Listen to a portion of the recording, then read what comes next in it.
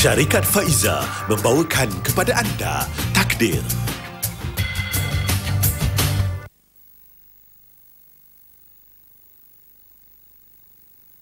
Dua kakinya dipotong hanya kerana dikatakan mencuri ikan. Lebih kejam, tubuh berlumuran darah dicampak, dibiarkan mati. Namun ada insan mulia menyelamatkan hero, kucing berkaki dua. Sering kali mendengar ungkapan haiwan sebagai teman karib. Namun begitu, pengabaian dan penderaan terhadap haiwan masih lagi berlaku. Lebih malang apabila haiwan yang sepatutnya dilindung dan diberi kasih sayang dijadikan target praktis oleh mereka yang tidak bertanggungjawab. Kisah kali ini menceritakan tentang seekor kucing malang dan bagaimana pertemuannya dengan seorang pelindung yang... Saya kenal dengan Abang Hairi sewaktu kali pertama dia datang ke klinik bulan tahun ni lah. Dia bawa IO untuk rutin vaccination lah. So sebagai misi saya macam biasalah. Tapi sebelum tu dia dah pun saya kenali untuk secara tak langsung lah melalui Mastika. Abang Hairi datang ke klinik saya bersama dengan Kak Maria, isteri dia, dan bawa hero sekali buat rawatan. Kat situ memang saya tak ketahulah itu Abang Hairi. Bila saya buat rawatan dekat hero tu, macam pernah tengok kucing ni. Sebab sebelum tu saya pernah baca Mastika kat Mastika dan tahu siapa Abang Hairi tu, apa yang dia buat. Di situlah saya kenal Abang Hairi.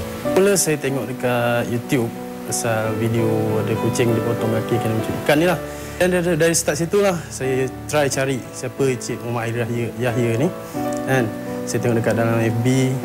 Waktu tu just follow, jumpa kaki motong je. Dan lepas tu barulah jumpa Facebook Cik Muhammad Yahya ni lah. So, saya follow apa yang dia selalu update pasal IO kan, pasal yang kucing-kucing lain apa semualah. Dan lama kelamaan lepas tu bila saya mula macam respon apa segala komen apa semua, start dari tu kita mula rapat lah. Pertama kali saya tengok video. Saya ni seorang yang keras hati. Saya tengok TV3 ada buat satu slot. Dia mengambil hero itu dibuatkan dengan begitu tragis yang saya lihat. Dan saya menangis.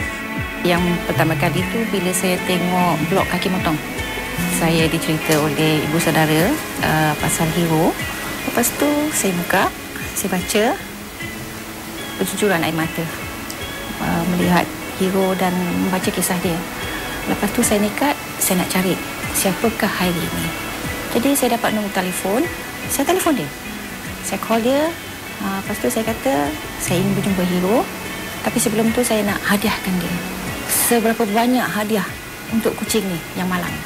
Jadi kita berjumpa di pet shop. Saya cuma kenal melalui saya duk follow blog Kaki Motong Blogspot. Dengan saya duk baca artikel dia dalam Mastika. Saya try cari kontak dia. Tapi tak boleh, jadi saya buka Facebook. Jadi saya memang dah follow lama dah Abang Hairi ni. Sejak dia jumpa hero, bila dia cerita ada lagi lah kucing-kucing lain. Sekali saya jumpa seekor anjing liar yang sudah cedera. So Hairi bawa balik ke rumah saya. Suruh saya minta tolong bela anjing putih tu. Saya biasa dekat kedai makan banyak kucing. So kadang-kadang saya tahu dia minat kucing tu, saya bagi tahu dia. Ada kucing lah, kau bawa balik lah, kau jagalah. So saya tolak pada dia. Kadang-kadang saya call dia, saya kata kucing ni pudis lah, apalah kan. Sebab macam kita orang nak jaga dia ke, nak letak kedai tak boleh. So saya kedai makan. Habis saya tengok cara dia tu minat pada kucing. Lepas tu saya bagi tahu dia. Lepas tu daripada anak-anak dia semua tu saya tengok kenal kan. Daripada tu, lepas tu kadang-kadang dia pasal tentang belanja kucing tu dia tak kira duit. Kan satu ekor tu RM3 kat kedai jual. Tapi kadang-kadang 4 ekor, 5 ekor dia beli tahu. So dia bayar. Dia kata kalau kucing datang kasih lah. Dalam bekas kucing makan ke apa tu semua letak kat kedai tu. So daripada situlah saya kenal dia. Ketika duduk, tiada bezanya hero dengan kucing-kucing lain. Tetapi ketika ia bergerak, Sayu rasa melihat kekurangan padanya yang kadangkala memaksa dia melompat seakan kangaroo.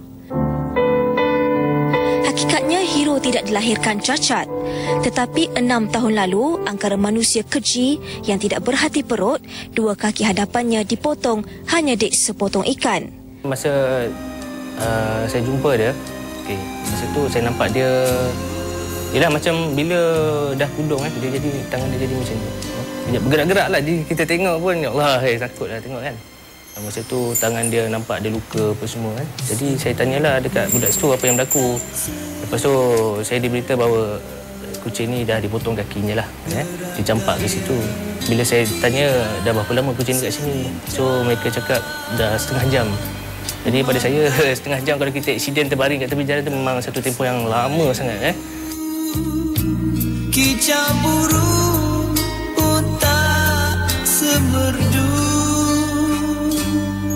Namun ku punya hati juga kaya ku perasaan. Hidupku yang begini